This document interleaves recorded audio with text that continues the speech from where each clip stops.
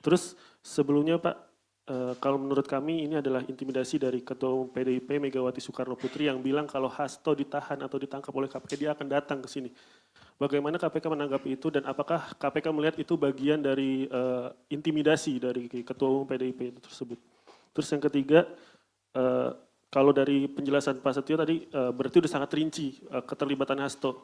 Nah, seharusnya kasus ini udah lama, kapan Hasto bakal ditahan? Karena terlihat sangat sangat rinci gitu perkara ini. Oke, belakangnya. Terima kasih, selamat sore Pak. Saya Yeyen dari forumkeadilan.com. Paling menambahkan pertanyaan dari Bang Chandra tadi, soal penetapan Hasto sebagai tersangka ini apa ada kaitannya dengan politisasi gitu Pak? Karena jubir PDIP itu pernah mengeluarkan statement yang katanya berkaitan dengan Kongres PDIP tahun 2025. Ada pihak-pihak yang berusaha mengganggu jalannya Kongres tersebut. Apakah ada sangkutan politisasinya Pak? Terima kasih. Satu lagi. Siapa? Hah?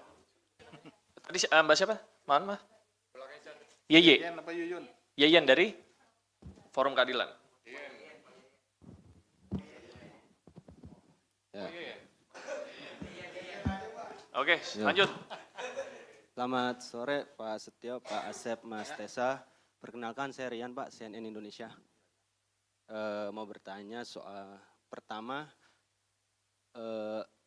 uang suap tadi kan disampaikan sebagian itu totalnya berapa dari Pak HK itu. Yang kedua, ini kan dalam jangka waktu yang lama dan ada apa ya namanya drama-dramatisasi lah pelarian Harun yang balik ke Indonesia, Singapura. Apakah akan menjerat juga dari pihak kementerian lah Pak? Karena waktu itu kan kader PDIP juga dalam OJ, Obstruction of Justice. Yang ketiga, dalam menindaklanjuti sprindik baru ini, apakah KPK sudah berkirim surat ke imigrasi mengenai pencegahan ke luar negeri terhadap HK dan DTI ya, dari Doni Tri Istiqomah. Dan keempat Pak, di luar kasus ini kan baru lagi Pak, saya menemukan pengumuman tersangka ini langsung gitu Pak. Pas dia mungkin mengalami ya. Apakah ada perubahan metode lagi Pak? Terima kasih. Oke, kita tutup dulu ya. Silakan.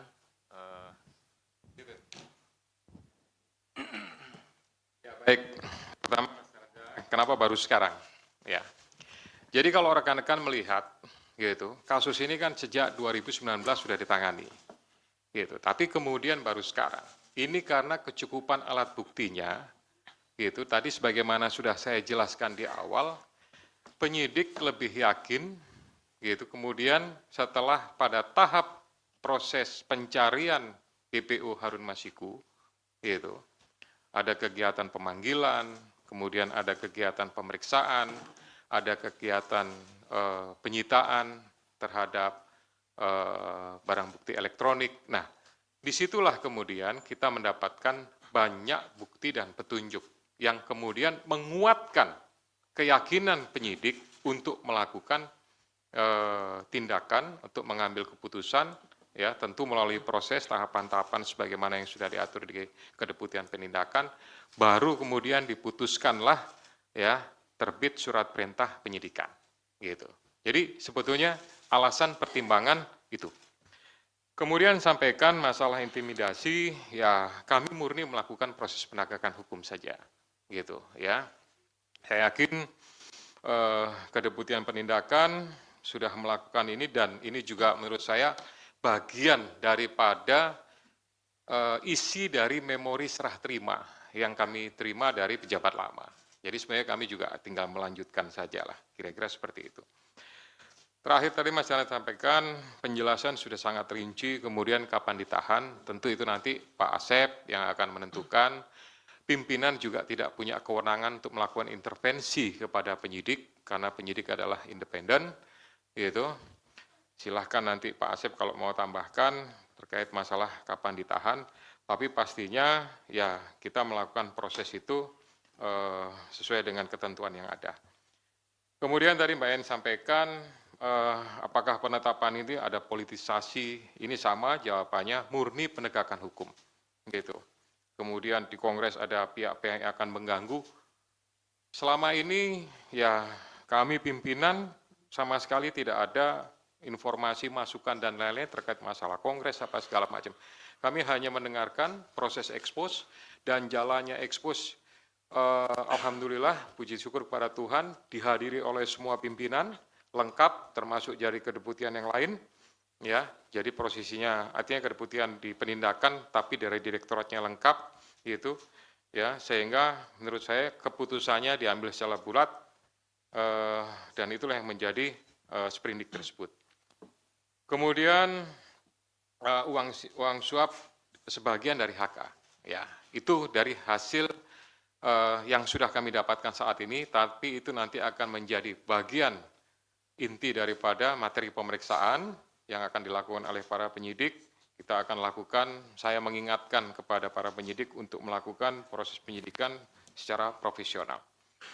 Kemudian Kan dijerat di kementerian karena yang akan dijerat ya itu saya kira nanti Pak Asep lah akan secara teknis. Kemudian tadi yang terakhir ini konvensi pers ini dilakukan, biasa kan dulu-dulu zaman saya masih di sini itu kan dilakukan pada saat bersamaan dengan penahanan. Kira-kira seperti itu ya.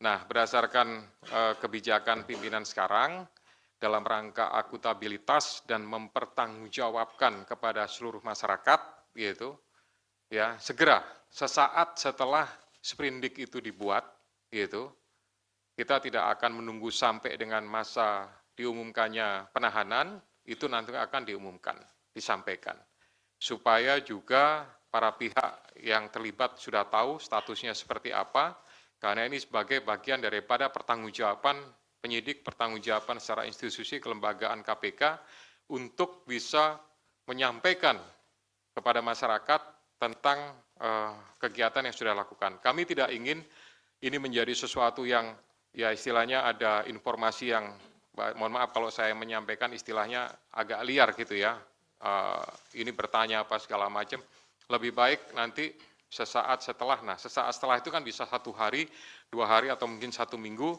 itu nanti tentu dari kedeputian penindakan yang akan menyarankan kepada juru bicara untuk pengaturan kapan dilaksanakannya. Tapi prinsipnya itu bagian daripada akuntabilitas KPK kepada masyarakat.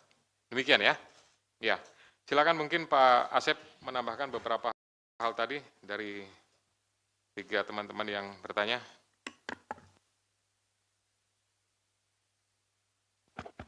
Terima kasih Bapak Ketua. Yang saya hormati Pak Ketua, Pak Jubir dan rekan-rekan sekalian yang berbahagia, para jurnalis. Izin menambahkan apa yang telah disampaikan oleh Pak Ketua tadi, yang terkait dengan kapan Saudara HK akan ditahan. Jadi rekan-rekan sekalian, bahwa sprindik yang kami terbitkan pada tanggal 23 kemarin itu merupakan pengembangan penyidikan dari perkaranya Harun Masiku.